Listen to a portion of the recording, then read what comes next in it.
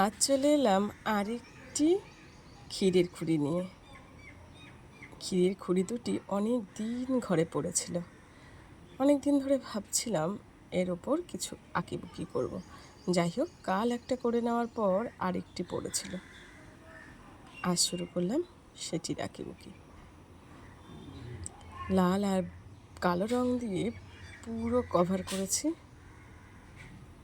খুঁড়ির ওপরের কালারটা, আর সাদা রং দিয়ে কলকা আর হলুদ দিয়ে কেটেছি কলকাগুলিকে। আজকের খুঁড়ির ডিজাইনটি আবার একটু অন্যরকম। দুটো খুঁড়ি পাশাপাশি রাখবো ভেবেছি।